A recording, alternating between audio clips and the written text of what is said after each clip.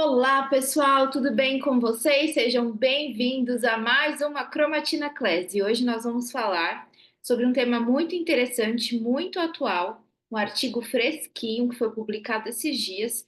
Mas antes da gente falar sobre esse artigo, eu quero te convidar a curtir esse vídeo, a se inscrever aqui no canal e compartilhar esse conteúdo com o maior número de pessoas que você conhece para que a gente possa crescer e a gente também possa alcançar outras pessoas e possa ajudar cada vez mais pessoas.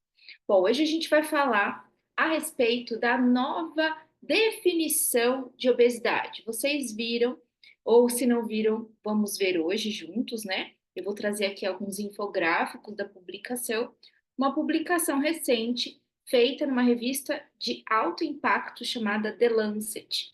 Mais de 50 profissionais formaram uma comissão, profissionais, pesquisadores da área, formaram uma comissão, um comitê científico para traçar novas definições e novos critérios quando a gente fala de obesidade. A obesidade, ela é sim um problema de saúde pública, inclusive nos dias atuais. Eu escuto isso há muitos anos, desde quando eu estava ainda na faculdade. Eu me lembro que quando eu fiz o meu mestrado, que a gente estudou obesidade, é, na hora da gente escrever a dissertação, eu lembro que eu citei isso, a obesidade, como sério problema de saúde pública. Por quê? Porque quando a gente pensa em obesidade, nós estamos pensando em outras comorbidades, né? E aqui, de forma alguma, eu quero levantar nenhum tipo de questionamento ou nenhum tipo de falta de empatia para quem está nessa condição. Não é esse o objetivo. O objetivo é a gente olhar para a obesidade, olhar para o paciente com obesidade como um paciente de risco e um paciente que pode sim ter melhorias na qualidade de vida. Não importa se a pessoa, por exemplo, gosta de ter, não é sobre corpo, é sobre saúde, né? Eu não quero colocar aqui essa discussão, quero colocar a discussão de saúde, do ponto de vista clínico, do ponto de vista médico, nutricional, psicológico, né? Como nós podemos auxiliar esses pacientes? Então, hoje a gente sabe que mais de 50% da população brasileira está acima do peso. Quando a gente fala acima do peso, a gente coloca ali e é voltado exatamente para o IMC, quando essas estatísticas saíram, né? Isso, por exemplo, o último Vigitel, que é a última pesquisa que a gente tem. Então, quando essa pesquisa saiu, a gente identificou, né? A população identificou como mais 50% acima do peso. Desses 50% acima do peso, 17, 18% já são considerados obesos pelo IMC. E aí a gente entra em algumas contradições quando a gente olha o IMC. O IMC, ele é o índice de massa corporal. Esse índice de massa corporal, ele é calculado o peso do indivíduo sobre a altura ao quadrado.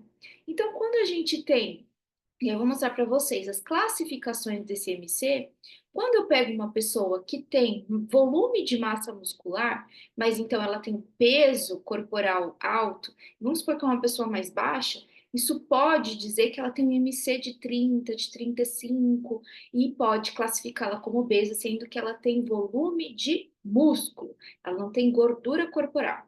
Então, já antecipando isso para vocês, hoje, na nova definição, nos novos critérios, a gente não utiliza mais IMC. E essa é uma crítica muito antiga, principalmente quando a gente fala de performance esportiva, quando a gente fala de composição corporal.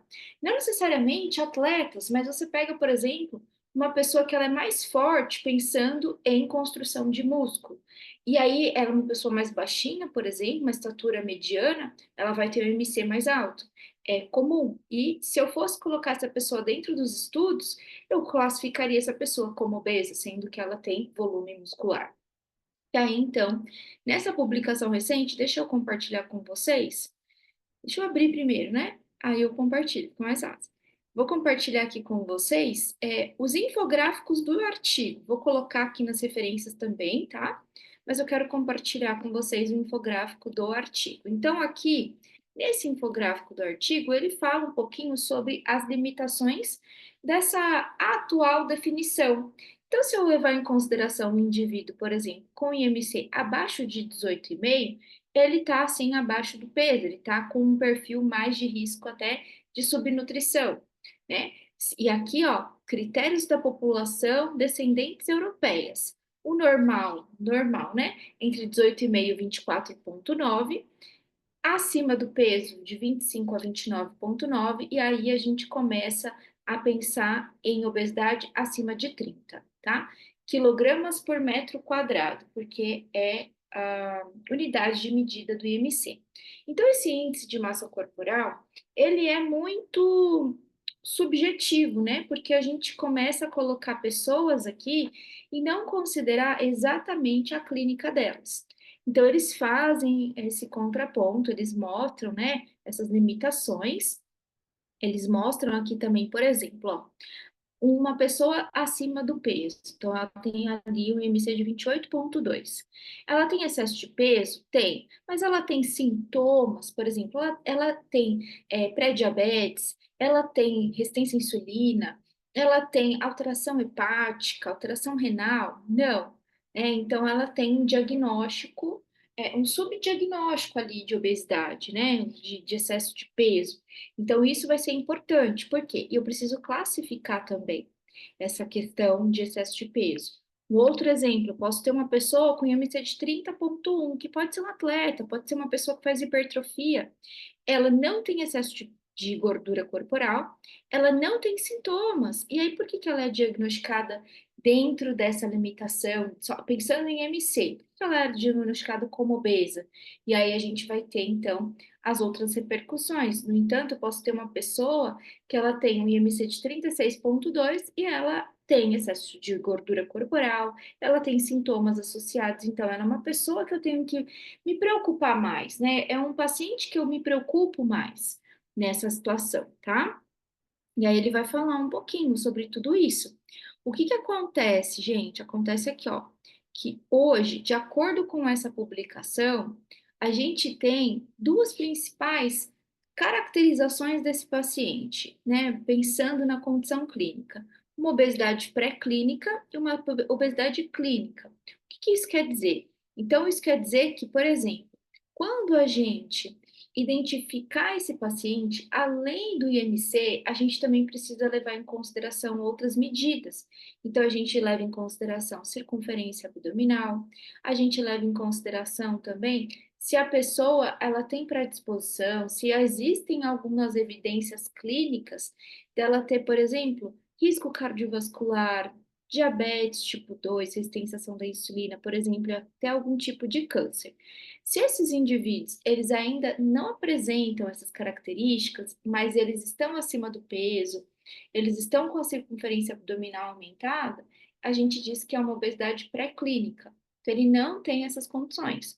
Quando o indivíduo, ele já tem algo mais crônico, de longo prazo, né?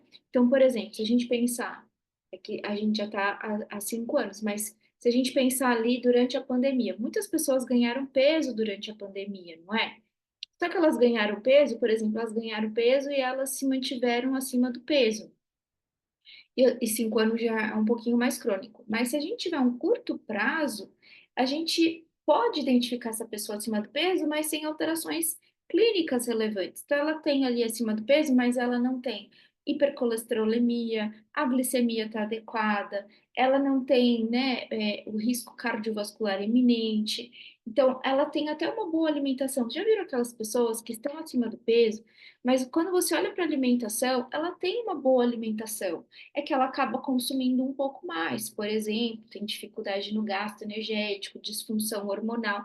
São muitos fatores, eu não posso colocar isso dentro de um único pacote. Mas o fato é que aqui, nessa nova definição, a gente vai caracterizar uma obesidade pré-clínica. Então, meu paciente que tem um MC de 28 é um paciente em que, né, vou colocar 28 não, vou colocar 30. Um paciente que tem um MC de 30, mas que ele tem, por exemplo, ele faz atividade física, ele tem uma alimentação adequada, ele não tem risco cardiovascular, porque ele não é hipertenso, ele não é pré-diabético, ele não tem ali doença cardiovascular, não tem dislipidemias. Então, é um paciente que fica com atenção pré-clínica. Se aí, por outro lado, tem um outro indivíduo que ele tem o IMC de 30, muito parecido com as condições do primeiro paciente, mas ele tem o IMC de 30, ele é sedentário, ele é tabagista, ele não dorme legal, ele tem um aumento dessa circunferência abdominal, ele já tem uma resistência à insulina, o colesterol já está dando evidências de evolução ali, de aumento.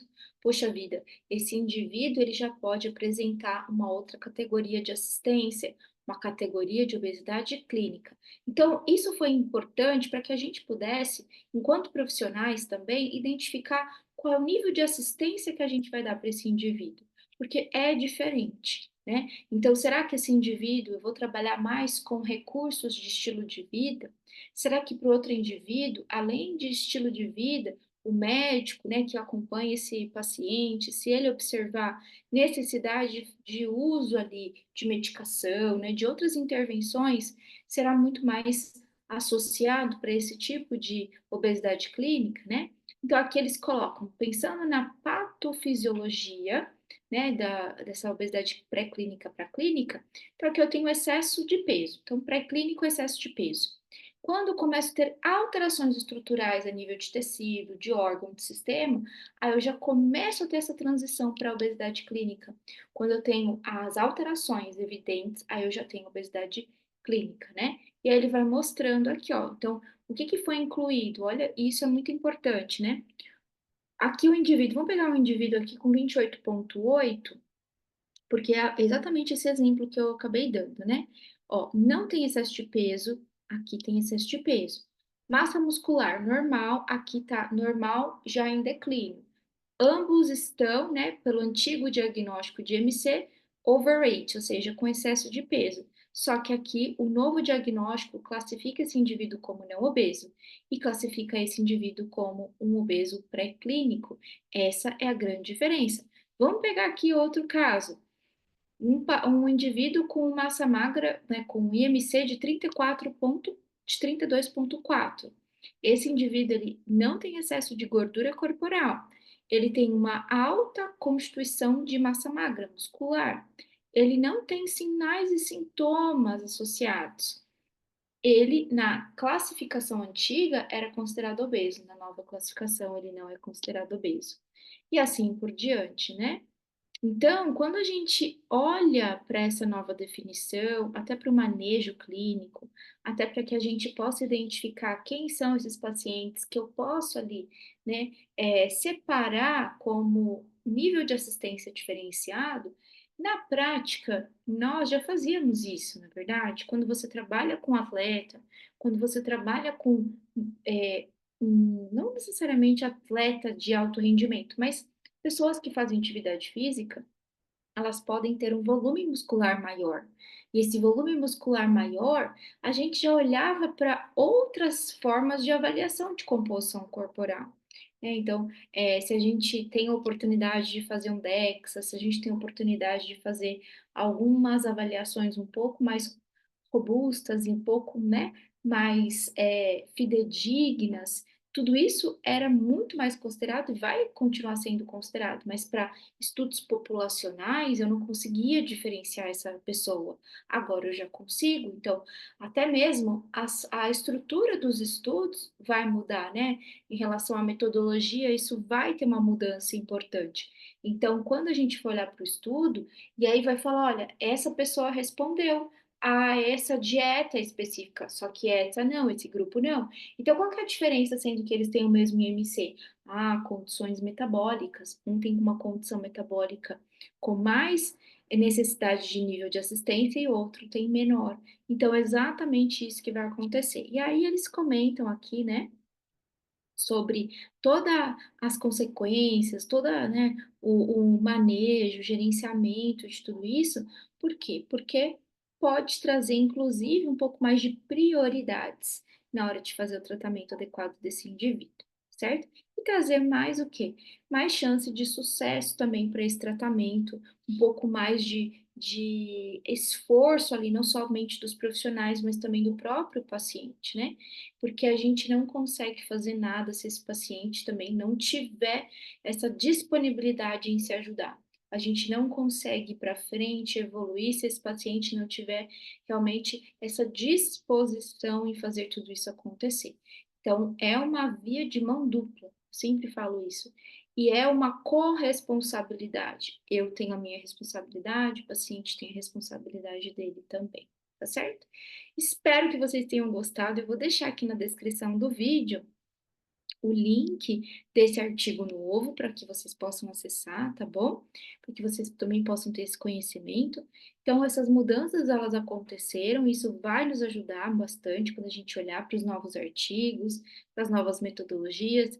Eu acredito que as pesquisas que foram submetidas, né, com essa publicação já vão ter que ser reescritas, muita coisa no cenário científico populacional vai precisar, né, se atualizar, mas na prática a gente já fazia essa distinção, na prática a gente já levava em consideração a composição individual de cada ali paciente, certo? Espero que vocês tenham gostado. Comenta aí o que que você achou, o que que você achou dessa nova definição, o que que de repente vai mudar para você, às vezes você é um pesquisador, uma pesquisadora, ou você trabalha ali, né, com vários estudos, ou ainda você está ali na prática clínica.